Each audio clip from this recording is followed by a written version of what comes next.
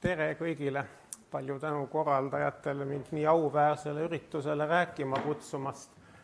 Ehk küll ma oleksin kodust soo peal ära läinud, kui ma oleks teadnud, et ma rääkima ka pean. Ja lugemise peale ühe kirjatüki kirjutada, olles hoiatanud, et ma pole ei teoreetik ega bioloog, ma olen lihtne farmakoloog ja meie valdkonnas on praktikas olnud niimoodi, nagu kui parafraseerida ühte metsiku lääne kõnekäändu, et mida kaugemale teooria hoiab ennast praktikast ja mida vähem praktika puutub teooriaga kokku, seda paremini teooriale kui praktikale.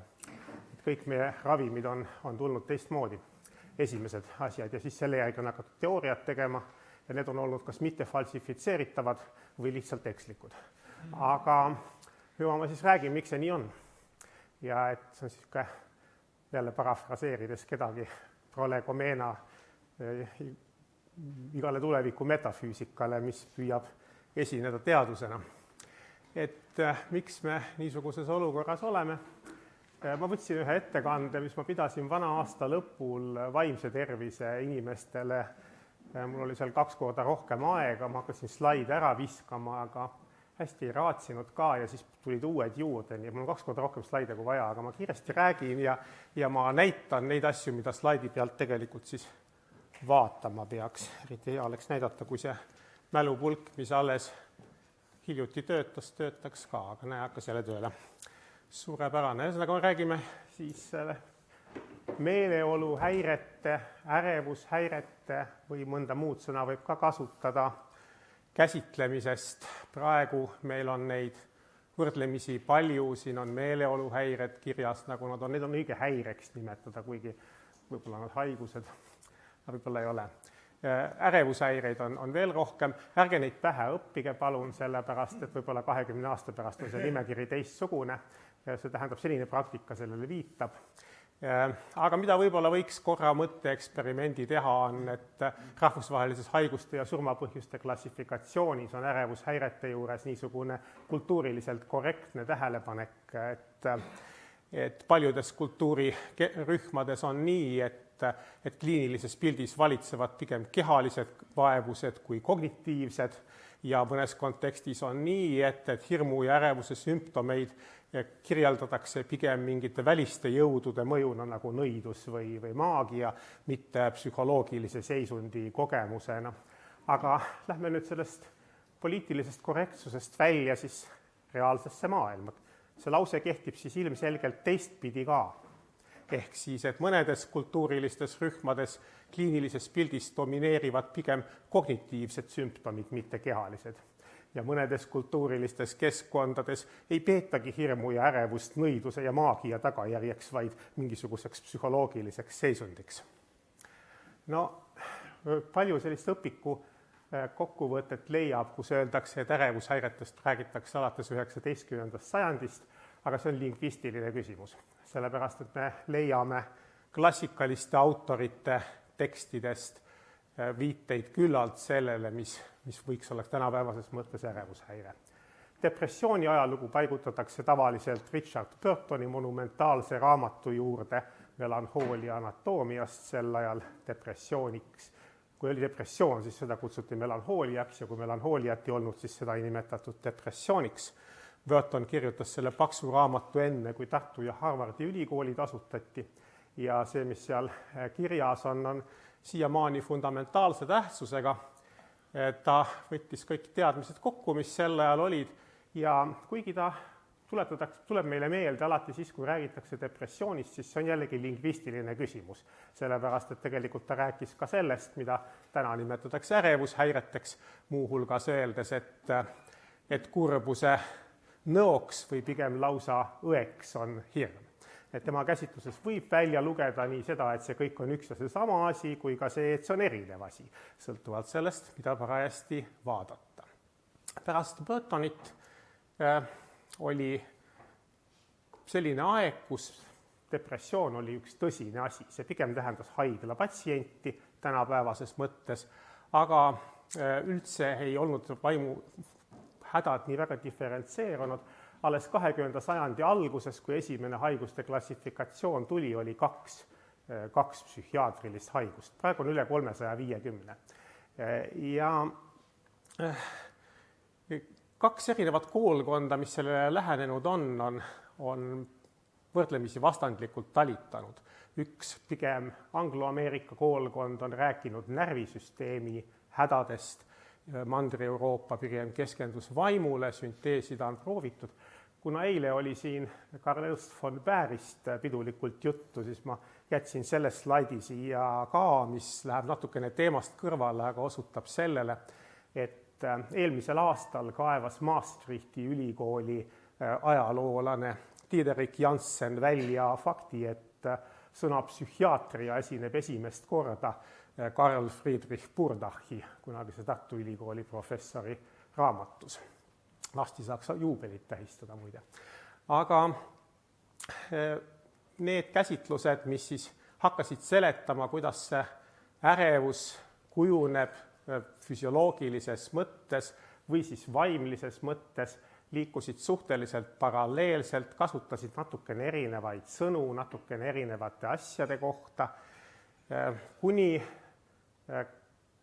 20. sajandi keskpaigani oli spetsialistil suhteliselt suur vabadus rääkida, millest ta räägib. Siis tehti erakondade ülene poliitiline kokkulepe, konsensus, ehk siis DSM, ameeriklaste psühhiaatriliste häirete klassifikatsiooni esimene variant, seal olid psühhoneurootilised häired olemas, mis eeskätt olid iseloomustatud asjaga, mida inglise keeles kutsutakse anxiety ja miks ma kasutan inglisekeelset sõna, selle juurde ma kohe jõuan. Siis tuli kasutusele mõiste neuroosid. Mina hakkasin koolipoisina psühhiaatriaga tutvuma Jüri Saarma raamatuid lugedes aru, sain vähe, aga väga hästi olid kirjutatud, nii et hea oli lugeda. Sealt ma sain selle neuroosi teema endale kenasti kätte ja siis aastal 1980 kadusid neuroosid ja asemele tuli anxiety disorders, mida on siis õige mitu, ainult et mitu, see on nüüd hiljem aeg-ajalt muutunud. Anxiety disorders oli üks lõbus lugu. Kui panna PubMed andmebaasi otsing loomkatsemudelite osas ärevushäirete uurimiseks, mis on minu valdkonnast võib-olla kõige tsentraalsem, siis tuleb välja, et neid ei olnud üldse justkui kunagi ja siis 80 alguses natuke hakkas tekkima. See on nüüd jällegi lingvistiline küsimus, lihtsalt otsingumootor ei suuda üles otsida teisi mudeleid ja artikleid sellise käsu peale, mis tegelikult tegelevad ka närviliste katseloomadega ja inimese psühhopatoloogia uurimisega selles valdkonnas. Aga nii nagu 1980 DSM võttis kasutusele mõiste anxiety disorders, hakkasid teadlased, kes rotte taga ajasid ja hiiri geneetiliselt muundasid, ka rääkima rõõmsalt sellest, et nad tegelevad sellise asjaga nagu anxiety disorders. Mul on see isiklik kokkupuute teema, sellepärast, et aastal 1985, kui ikka väga vähe veel midagi oli maailmas, tuli Cagliari ülikoolist stažeerimast või tänapäevasest mõttes postdoci perioodist tagasi minu juhendaja Lembit Rägo ja sel ajal oli ajalehes edasi Ene Paaver praktikal ja ta tellis minu käest intervjuu, sest Itaaliast tagasi tulijaid polnudki nii palju iga päev vastu tulemas ja siis Rägo räägib mulle, et tema tegeles sellise asjaga nagu anxiety. Aga mis kuradi asi see on, et ajalehte edasi panna? Meil ei olnud sellist mõistet üldse kasutusel olnud. Siis võtsime Silveti sõnaraamatu ja Silveti sõnaraamat ütleb anxiety ja igaks juhuks siin ka depression vastetena seda, mis ta siin peal ütleb. Vaatasime, et murelikkus, rahutus, ärevus, no loomulikult on, aga see on kõik kuidagi nii triviaalne ja Silvet oli õnneks öelnud, et meditsiinis on selle asja vaste ängistus. Panime selle ängistuse lehte, sellest tuli palju nalja, sellepärast, et see sõda tekitas emotsioone ja varem ei olnud kuuldud ka. Lõpuks psühhiaatrid jäid selle juurde, et meil on ärevushäired, mitte ängistushäired, kui anxiety disorders tõlkimiseks läks. Psühholoogid ei olnud sellega ka rahul, nemad tahtsid urelust panna, urelus ei ole vist läbi löönud. Aga nüüd kõige tavalisem ärevuse loomkatse mudel on asi, mida inglise keeles kutsutakse open field. Kui paned open field Google'isse, siis kui ma selle slaidi tegin, siis esimene pilt oli see. mida ta kahtlemata on ja see tegelikult viitab inimestel sellisele klassikalisele sümptomile nagu agorafoobia, mis tuleb sõnast agoraa, eks ole, nii-öelda avalikkuse, avatuse pelgus, mis on üks ärevuse, aga mitte ainult ärevuse häirete sümptomiks. No vot, katseloomale tehakse siis sihuke asi ja kutsutakse kah avarväljaks. Ja see on natukene hoiatav, aga DSM-5 on meil praegu siis teadlastel see aparaat, millega me töötame, teaduslikku tööd teeme. Aastal, kui ta ilmus, 2013, National Institutes of Mental Healthi peadirektor kirjutas oma blogis, ärge seda kasutage. Miks? Väliuuringud, mis selle instrumendi eel tehti, osutasid sellele, et näiteks sellised häired nagu ärevus ja depressioon, tüüpi afektiivsed häired, nende usaldusväärsus, kui 2 klinisisti hindavad sama patsienti, kokkulangevus on ääretult väike.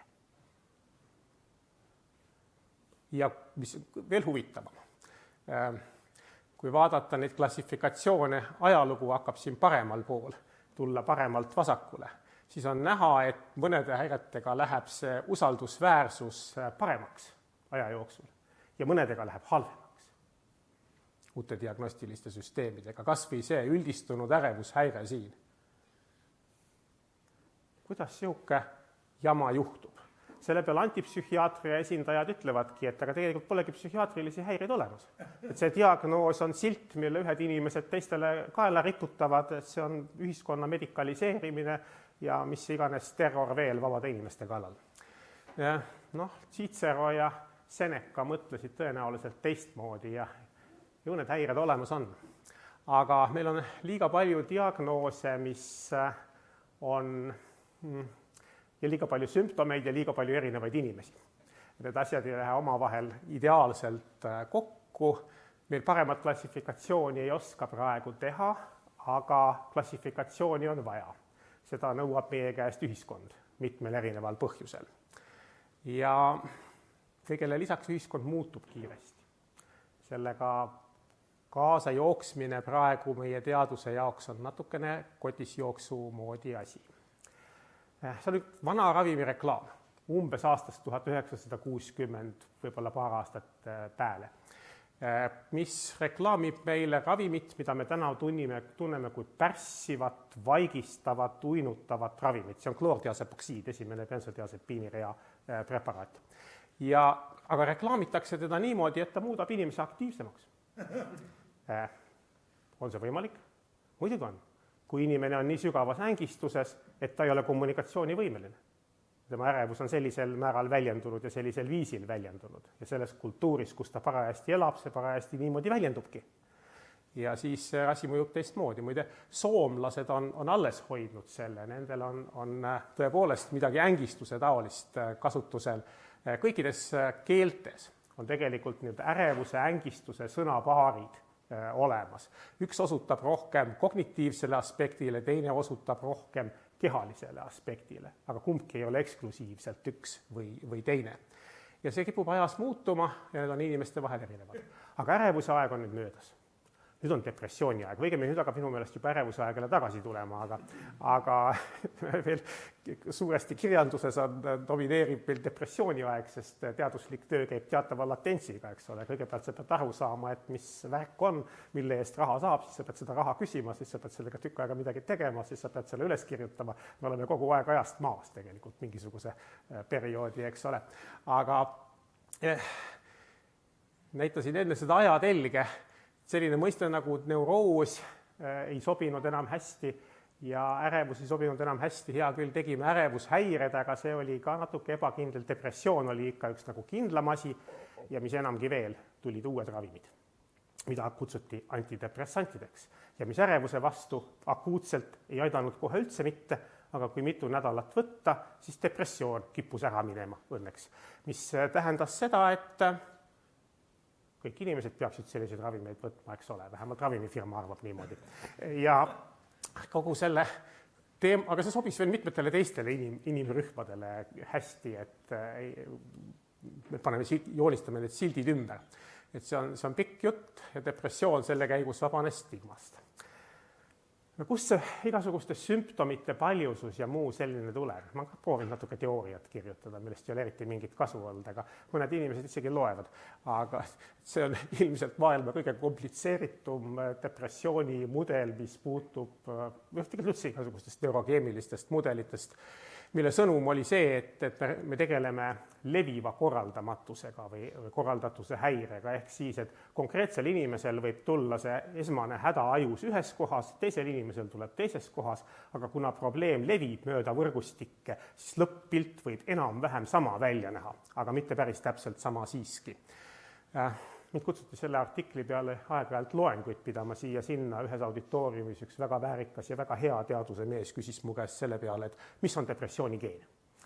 Sest oli selline aeg, kus seda loodeti veel leida. See pilt iseenesest peaks ütlema, et ei leia nagunii. Ja seda nüüd natuke formaliseeritumalt võiks väljenduda siin, et meil on võrgustikud pea sees. Ja terviklik kliiniline pilt kujuneb siis välja, kui see väliskeskkond on kuskilt midagi aktiveerinud. Siin on see asi sellises fenomenoloogilises keeles, minu pildi peal oli neurobioloogilises keeles sama asi. Kuskilt ta aktiveerub, küsimus on selles, kui ta levib edasi. Ja nüüd on küsimus ka selles, kui tugevalt ühendatud omavahel need ajuvõrgustikud on, mis kannavad ühtesid või teisi sümptomeid. Kui nad on tugevalt ühendatud, siis esialgu ei saa vedama, aga pärast ei saa pidama. Ehk siis see võrgustik võib jäädagi talitama edasi, isegi kui enam erilist põhjust ei ole ärevuses olla. Ja see aitab natuke käsitleda ka seda, miks meil on nii, et diagnoose oli kunagi nagu vähe ja nüüd on hästi palju. Ja nüüd huvitav, mitme diagnoosini me jõuame enne, kui me hakkame tagasi minema sinna, et neid vähemaks jälle jääb. Ma olen proovinud provotseerida mõnes seltskonnas inimesi ja öelnud, et kas personaalmeditsiini idee on selles, et iga inimese diagnoosiks on tema nimi või saame enne pidama natukene. Ma usun, et me saame enne pidama, aga ei ole päris selge, kus kohas see just täpselt juhtub. Aga need erinevad sümptomite võrgustikud kattuvad inimestel erineval moel. Meil on hästi palju iseorganiseeruvaid tasandeid, ma ei pea seda bioloogidele rääkima, see on rohkem teistele seltskondadele seletamiseks. Hästi mitmel erineval tasandil toimub tasakaalu otsimine, selle jälgimiseks meil ei ole praegu ideaalset meetodit, et me seda kõike korraga teha saaksime. Ma eile nägin, et Conrad Hall-Waddington on siin seltskonnas suure au sees, ma olen aeg-ajalt näidanud seda pilti siin-seal seltskondades, kes pole temast midagi kuulnud, et sellest, kuidas on selge, et see pall allapoole veereb, aga kuhu ta täpselt veereb, sõltub paljudest teistest teguritest. Ja kui ma selle peale eile õhtul mõtlesin, siis ma panin siia ühe teise slaidi peale ühe lisaküsimuse, et kui me läheme nüüd sotsiaalkultuurilisse ruumi, et kas diagnoos võib ka käituda nagu Waddingtoni kera, ehk siis, et kasutatakse sellist diagnoosi, mis vastavas kultuurilises ruumis sobib paremini. Ja mida me siis sellega teeme, kui me oleme neurobioloogid? Me lähme ju roti peal katset tegema. See on üks niisugune katsetus ka seletada süsteemi vähemalt kahetasandilises printsiibis. Ma arvan, et rohkem vaja on, aga rohkem esialgu ei julge võtta korraga ette. Tänased hüpoteesivabad oomikauuringud on kõik läinud kaugelt mööda nendest süsteemidest, mida me tegelikult ravimiga mõjustame ja mis me teame, et mis on tegelikult inimestel häiritud psühhiaatrias. Miks need kaks asja üldse omavahel kokku ei sobi? Võib-olla sellepärast, et nendes põhisüsteemides, mille mõjustamise kaudu saab ka midagi teha, ei saa suurt viga olla, sest muidu ei oleks inimene üldse kohanemisvõimeline. Aga need väikesed vead interakteeruvad täiesti vastupidistel viisidel sõltuvalt keskkonnast. Kust inimene lõpuks saab selle oma spetsiifilise kliinilise pildi, on kuskil, kus on peenhäälestus. Minu lemmikud on neuropeptiidid, aga see ei ole ainus võimalus, sellised kommunikatsioonimehhanismid, mille kontsentratsioonid erinevad klassikalistest suurusjärgus 10–9 korda. Nüüd, aga mis me sellega nüüd edasi teeme, selle kultuurilise teemaga, selle vaimse tervise kriisiga, mis meil öeldavasti praegu on?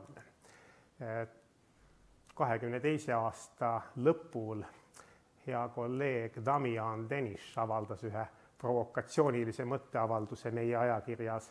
Tema on Amsterdami Vabaülikooli psühhiaatria professor, aga ta on Lööveni ülikooli filosoofi haridusega ka peale selle.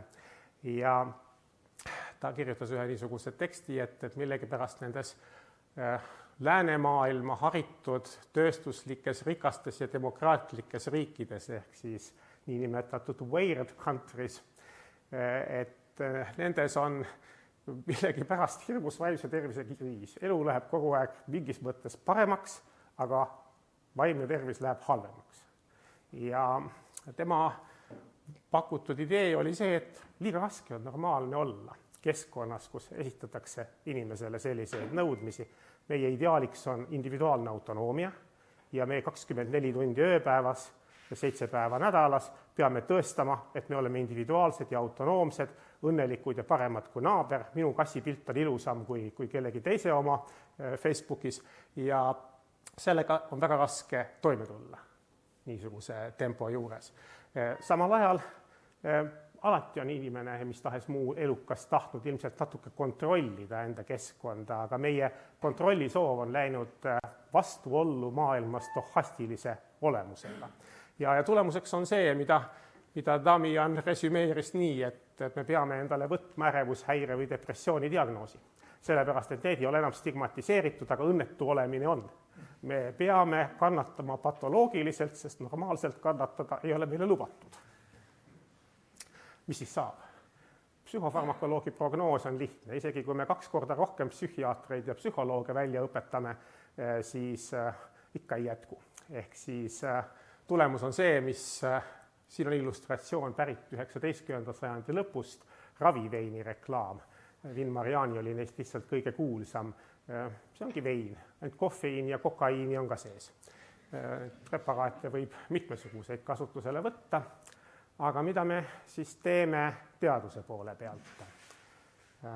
Tõenäoliselt teeme selle, et me tekitame hierarhilised mudelid. Ehk siis, et ongi nii-öelda neuroos ja psühhoos kõigepealt ja siis on seal midagi edasi.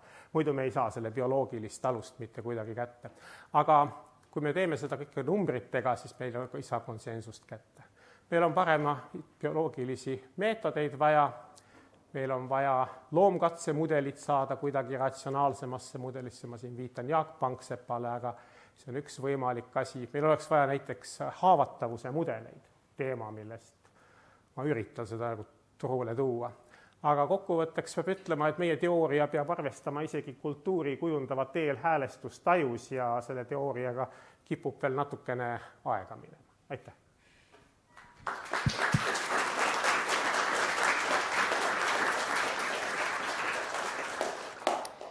Suur tänu, suurepärane. Küsimusi, mõtteid, arvamusi, kommentaare. Peetri kätt näen seal. Kas nüüd pean mina jooksma nagu oivalises füüsilises vormis? Olen puutunud kokku selle loomade isiksuse uurimisega ja seal need targemad isiksuse teadlased tegid kohe selgeks, et laborirott ei kõlba absoluutselt mitte millegi mudeliks, sellepärast, et tal on agressiivsus välja aretatud ja tõenäoliselt on tal ka stressitaluvus suuremaks aretatud, et kuidas te selle asjaga tegelete? No me ikka tegeleme, et igasugu muid elukaid on tülikam võtta kui rotte. Ma tõepoolest võtaksin roti, mitte hiire. Mina ei oska ennast kuidagi hiire rolli panna, aga rotiga ma suudan nagu vahel kaasa mõelda. Ennustada, mis ta järgmiseks teeb, kui ma teda vaatan. Ja rotil on inimesega mitu hästi olulist ühist asja. Ta on kõige sööja ja kohutavalt hästi adapteeruv, eks ole, ta igale poole jõuab. Tema toimetulekustrateegia ei ole lihtsalt palju paljuneda, vaid natuke rohkem. Ma arvan, et laborirott sobib küll. Me teeme tegelikult seda, et me vaatame mõningaid isiksuse asju roti peal. Me just 2 nädalat tagasi avastasime, mis on naiste suurema sotsiaalse võimekuse mehhanism. Me peame selle ära avaldama enne, aga sellel on loomulikult midagi pistmist serotoniiniga. Väga põnev. Nii, teisi küsimusi. Jekil näen kätt. Lühidalt. Jekil. Palun, kas sättepäärä ehk normsus on meile arstimisel ehk meditsiinis pärineb teisiti kui sättepära ehk norm filosoofias ja sotsioloogias. Et kas saaks seda suhet kommenteerida?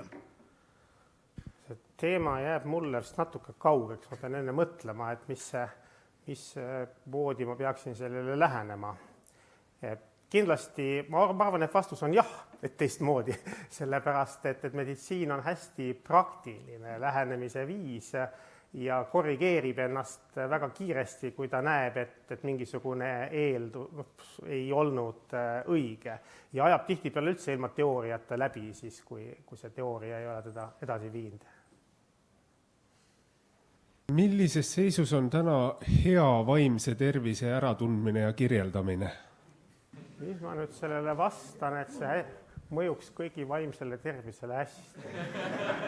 Et ma ei ole päris selle ala asjatundja, aga ma arvan, et sellega ei tegelda piisaval määral. Ehk siis, et me tegeleme selle halva vaimse tervise äratundmisega põhiliselt, sest sellel on nagu praktilised järelmid, aga mis sa selle õnneliku inimesega ikka teed, eks ole, et ta on niigi rahul. Et kahtlemata igasugused skaalad ja instrumendid ja mingid asjad on olemas. See on see koht, kus mul on üks slaid, mida ma iga 3 kuu tagant oma töörühmale näitan, mis ütleb, et me peaksime midagi tegema inimeste positiivse afektiivsuse hindamise juures. Aga see ei ole ka niivõrd tegelikult mõeldud seda, et kui õnnelikuna või kui hästi või kui hea vaimse tervise juures inimene parajasti on, vaid pigem mis tema potentsiaal on selle juures, erinevad potentsiaalid. Et eks kui inimene ise ennast hästi tunneb, ju siis on hästi, aga see on muutlik asi. Kas see, kui me üksteisega räägime, vahel rumalaid küsimusi esitame, nagu näiteks, kas diagnoos saab võrduma inimese nimega, võiks aidata vaimsele tervisele kaasa?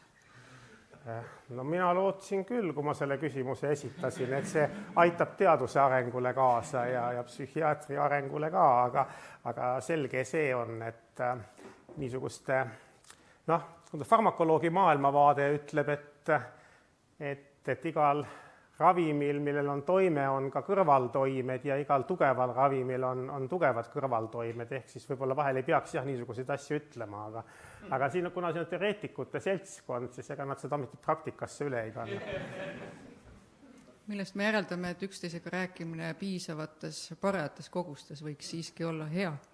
Õiged inimesed õiges kohas siis võivad rääkida, nagu Mare Taagepera oleks öelnud ilmselt, et igasse seltskonda sellise jutuga ei lähe, jah. Täname.